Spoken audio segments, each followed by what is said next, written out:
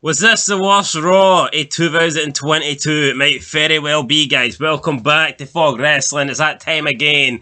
We have to sit down. We have to review 3 hours of Monday Night Raw. And this is painful. Almost as painful as watching Better Call Saul. But Better Call 999 here, because watching this show feels like murder. I think there's been a crime committed. But here we go, let's get into the action here. And there's been a crime committed indeed, because the DLC is not out for the WWE 2K22 game. But anyway, more about that later on this channel. It's far more relevant than this Raw will ever be. We had returns, we had 4-on-4 matches, we celebrated a boring bastard. I mean, we had we had returns, right? But who cares?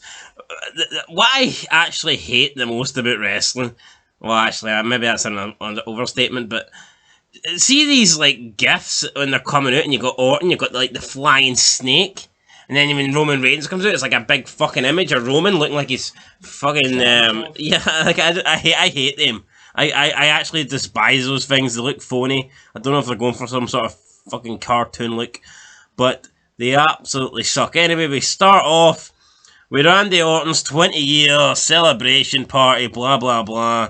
Rhodes comes out, interrupts it. Orton and Rhodes embrace. Wow, these two guys used to be in Legacy, and now they're, I guess they're, you know, back again. They're pushing 2008 and they're pushing 2022. They're back in the ring, damn it. Seth Rollins comes out, says not everything is about you, Cody. Ha ha ha ha ha. Well, there's nothing fucking good about this Raw, that's for sure. All the jobbers, I was going to say the jobbers were surrounding the ringside. But it was literally the entire Raw roster minus Lashley and Omos. Yeah, literally. So, remember back in the day though, for segments like these, they would send out the jobbers and mid-carders. Now they just send out the whole roster, because the roster is fucking jobbers and mid-carders. But, yeah, do you agree with that, or? No, I definitely agree with that. That's fair enough.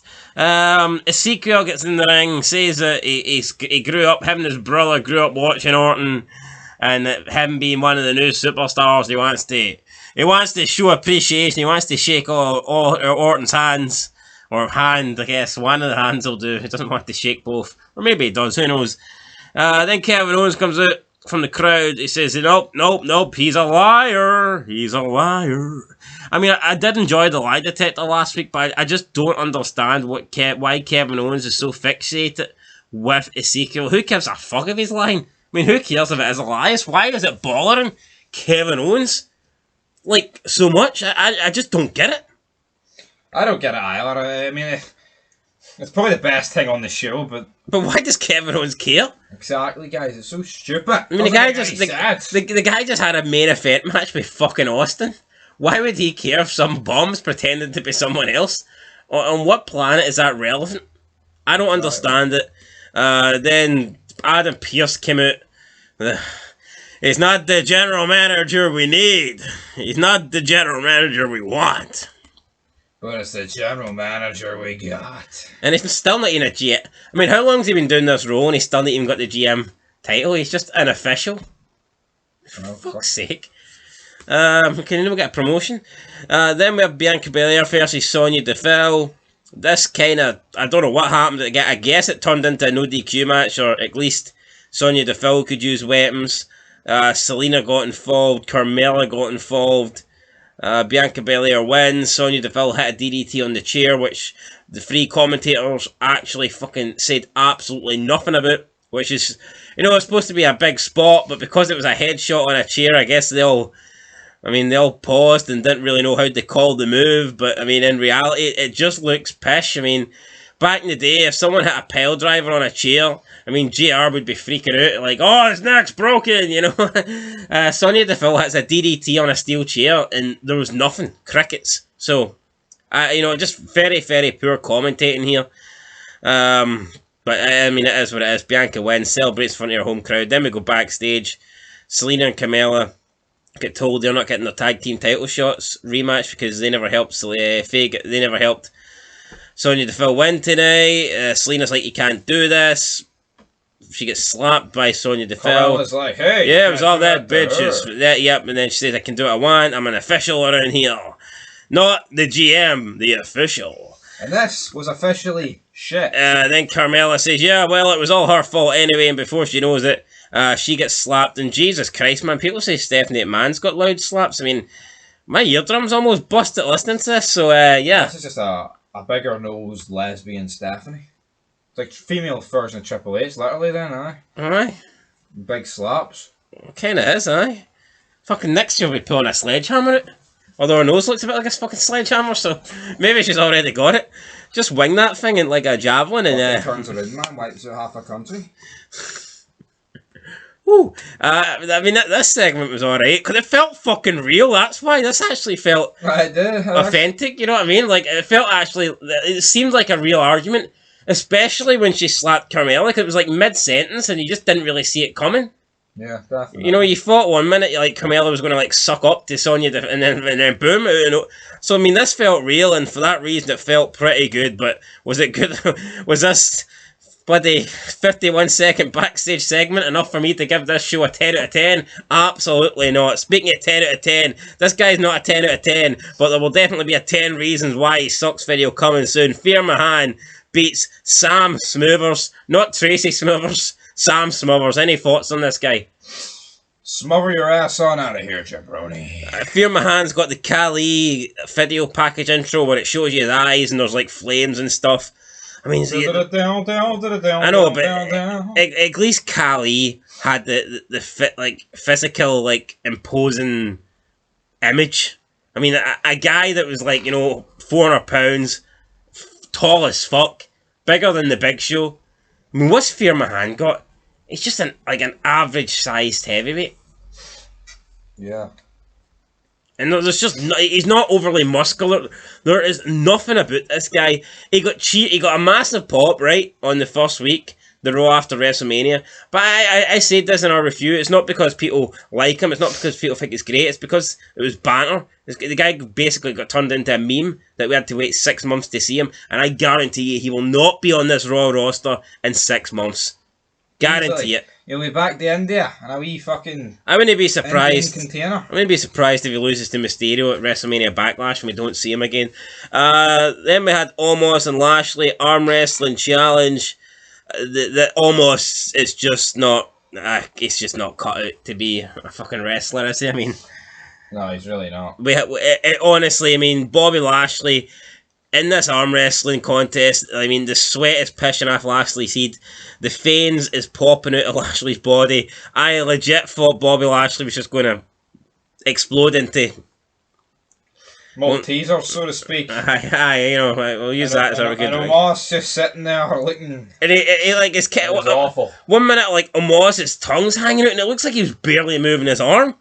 I mean, Omos could have been fucking asleep here, and it was Bobby Lashley just doing it himself. Awful. I mean, this was terrible for Omos, and then nah, this was bad. I wouldn't have the guy on the main roster.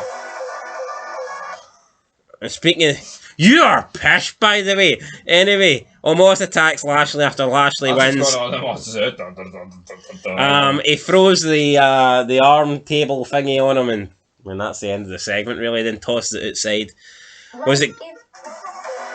What the fuck are you doing? What? It's not my fucking fault. Listen, people like these Raw reviews. They don't like pish fucking music blaring in the background, right? I'm fucking sorry, guys, right? Right, keep that shite on the down low, right? The DL, you prick. Keep this fucking show on the DL, right? I don't want to see it in my subscription box. Speaking of the DL, this was what's the opposite of DL? The big low? The big high? This is a big high for Akira Tozawa. He won his first... He won his first match in WWE in about 25 years. Goes to the top rope, hits like a seated senton, got about 20 miles into the air, came crashing down on Reggie, and he got the pin. Holy fucking shit. Got the pin on Reggie, and Akira Tozawa won a match. I cannot believe it. You talk about surprise entrance and shocking returns, Cena at the 2008 Rumble. For me, this topped nearly everything, man. Did you see Tozawa picking up a win here? Because I certainly didn't. And that's mad considering who's in the fucking ring here. It's not as if it was Tozawa versus The Rock. I mean, come on. Like, it was... I say it like it was against fucking Reggie. And I cannot believe it. Yeah. Then he tries to pin Dana Brooke, and it looked very fucking awkward here.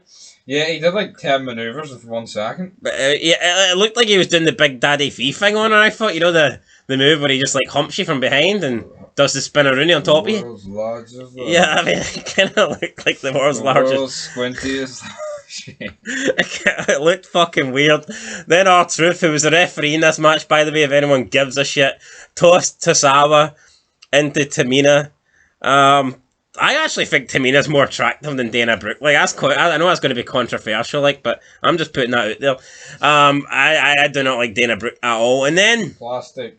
Yeah, very I mean, what was it Jim Cornette said about her? Said something about fucking throwing acid in her face. Something. No, I don't change Jim. I change actually regularly. See, Jim Cornette, like, he would come across as, oh, he's a cool guy that speaks his mind, but see, so somebody says something to him, and he's like a Mick Foley 2.0. Then R-Truth, you know, celebrates. He tells Dana Brooke, "Oh, let's leave. I'm going to hold the ropes open for you." Dana Brooke tries to go through the ropes. R-Truth rolls her into a 2 count while trying to pin the count himself. And then Dana Brooke leaves the ring, and then 10 seconds later, R-Truth pretends to dive on Dana Brooke, even though she'd already left the ring. Really, what do you make of that acting there? Atrocious. But it doesn't really stick out too much because the rest of the show is just... Was it worse than Almost? No. Right, okay. Took the biscuit. There you go, that was that. Lashley's putting his fucking life and soul into that, and he's just sitting there. Do you not think an arm wrestling match between Lashley and Lesnar would have looked legit as fuck? Yeah. I mean, could you know be Lesnar? Lesnar sometimes he turns into like a fucking tomato. Yeah. And the sweat just pisses off him. Like, I mean, could you imagine? I mean, how much better would that have been? I know. Holy shit. Next up we have Becky Lynch. Makes her return to Raw, first time since WrestleMania, and she gets outdone by the returning Asuka. But in reality, I mean, nothing happened here. Asuka got in the ring, said a couple of words in Japan or Japanese. I said a couple of words in Japan, got in the ring in Japan. Woo! Tried to hit a side kick, super kick, some sort of kick on Becky Lynch. Becky Lynch retreated from the ring, walked up the ramp, and that was it. What an uneventful, lackluster return here. Thoughts on this return for Asuka? It's been the same spastic for the past 5 years, man. Comes out, none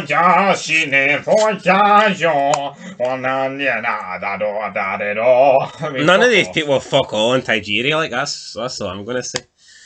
None of them do.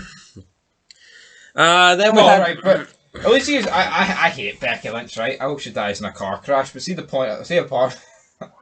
Didn't he edit that out? No, I'm joking, right? But see, the point is, at least with Becky Lynch, the character's evolved since this whole women's rev. See Asuka, even Charlotte, right? It's the same. Sasha Banks, it's the same fuck. Like, fuck all. This is the same person. Yeah, but people also argue the fact that she's not over, that she needs to constantly change. Same like Seth Rollins. How many times has he fucking changed into something else? Oh yeah, I can see Asuka like she's fucking over. No, I'm not saying that. Like, but can you see their point? Yeah, but I'd say 99%. I mean, once Stone Cold Steve Austin. I'd say 99% of the roster needs to do that, and they don't though. It's only like those two. Oh, the Beast Slayer, the Monday Night Messiah. Yeah, I mean, how many like fucking catchphrase like metaphors? Kevin Owens does it a lot. Too, I think. Anyway, up next, Finn Balor versus Damian Priest. And you mean you didn't need to think I want too to die in hard. a car crash. This is a car crash. Where's Edge? Sitting watching this match. Was he? No wonder he looks like he's fucking took a stroke. I mean, just get Gangrel and fucking get a bit of blood. I mean, why does Edge have like the Granda Bobby fucking caved in face cheek? I mean, like, no, I'm being serious. Like, what is this? Everyone gets that reference, don't they? No, but we do get it. That's what matters. I mean, no, I'm being serious. What the fuck? I don't fucking know what happened to him. They fucking sitting in they bets with a fucking satellite phone. What the? That must be. Order a pizza. That must be. That must be 8 years. Victor pizza. That must be 8 years living with Beth Phoenix. Like, I don't understand why Edge looks like he's a zombie or something. But anyway, he wants to fucking kill himself. Damian Priest beats Finn Balor. Did you see this one coming? Yeah. You know what? I love it. Every time Finn Balor loses. Stevie Wonder seen this fucking one coming. Every time Finn Balor, no, it was original. Every time Finn Every time Finn Balor loses, the fucking internet smarks fucking die because they love Finn. Oh, stop burying our Finn. I think it's fucking great. Finn your ass on out of here. Then we had Miz TV with Austin Theory, just known as Theory now. Yes, let's change the only thing that's relevant about this guy. Let's just take it away from him. I mean, you're called Austin, and they just take his name away. I mean, that's literally the only fucking... Like, Austin's hitting him with a stunner, and at least you can go, with Austin hit the stunner on Austin. Without that, what have you got? Absolutely nothing. Mustafa Ali returns. I guess we're all supposed to just forget about this terrible retribution angle. He's got a new name. He's like Mustafa. Aye. MUSTAFA. MUSTAFA, that's it. And then the Miz said, "Are you?" I said he's got a new name. I just said his old. And then the Miz came in and said, "Are you the younger brother of Mustafa Ali?" And I thought that was like, I mean, it's like an alright fucking joke. Fucking brain dead and ride the custard bus. I get you, like. I mean. And then Mustafa Ali goes, "Ha ha ha! That was a terrible joke, Miz." Well, it's probably better than any joke Mustafa Ali or Mustafa Ali could ever come out with. Mustafa Ali wins. He celebrates. He beats the Miz, and then he gets attacked from behind for Tommaso Ciampa, which tells me we're getting a feud between Ciampa and Ali. And speaking about things that nobody asked for. Thoughts on that? Awful. I mean, Tommaso Ciampa. I mean, it's right. I mean, this match will happen in AEW in about 3 years. Speaking of awful, up next, we've got a Rhea Ripley promo backstage. Speaking about how when she first came to Raw, she won the title. And then since then, she's been thrown in the tag team division, basically just, buried the tag team division there. And it's fucking, like, why do they do that? Like, half scripted, half not? She's had mediocre tag team partners that have held her back. I mean, you can definitely look at Nikki Ash. Like, I mean, that was... I agree. I mean, that did put her back about a year. Big time. Liv Morgan attacks her. They have a brawl. They get pulled apart. I mean... Yeah. Hardly the greatest scenes we've ever seen here. Like, I mean, no, it's... and then we move on. Main event time. 8-man tag match. RK Bro and Cody Rhodes and Ezekiel, not Elias, versus the Usos, Seth Rollins and Kevin Owens. And explain for us how this one went. Well, we had a spot in the match where... Fuck it, Orton had a bunch of RKOs, right, and picked up the win. Pretty much, yeah. Jesus fucking Christ. Tell you what though, right, going back to Ali, he did a spot in the match where he did a moonsault off the top rope and landed on his feet. He just broke both legs. The Charlotte gimmick then? Aye. Anyway though, Orton hitting a bunch of like, I don't know, man, but Orton, like, people can say it's like one of the better runs in his career, but it's like the least important he's ever fucking felt. Aye, he legit feels like a fucking... mid-carder. and they've dedicated the whole show to him. I would actually say Orton versus Tozawa at the moment. It's probably a 50-50 match. Pick him. Call it. Right down the middle. Call it right down the middle. I mean... No, that moonsault onto the feet thing really fucking bothers me. I mean, that's... See if you can't do a moonsault properly and make it look good, is there any point of doing one? See, there's one where Charlotte does it and she lands on her feet and she literally fucking skims the person, but they die, they fall down and pretend as if they've had like a 500-pound man drop on them, full fucking weight. It's pish. It's fucking pish. I mean, you know what I mean? I mean, look at Michaels where he threw himself into moonsaults. I mean, like, see, look at Michaels moonsaulting onto the announce table. Michaels could have done that and landed on his feet. Oh, and it wouldn't have hurt him as much. But it would have looked fucking shite. Pathetic, guys. It really is. But Raw is in the books, and we have to give a rating. And I'm giving it a -1. Is that the only rating you're capable of? For Raw, yeah. It's fucking a scale of -1 to fucking -1. Hey, what did I like here? I mean, we didn't even get this. Okay, what did I not like? Everything. Okay, but I mean, we didn't even get to see Kane. He was on a Digigo exclusive, so. What did I like here? Tell you what, not a fucking lot. I mean, yeah. I'm gonna give this a 0. I'm not giving it a -1. So a -0.5. You know, Sonya Defel slap on Carmella was pretty good. That's as good as this show gets. Till next time. Peace.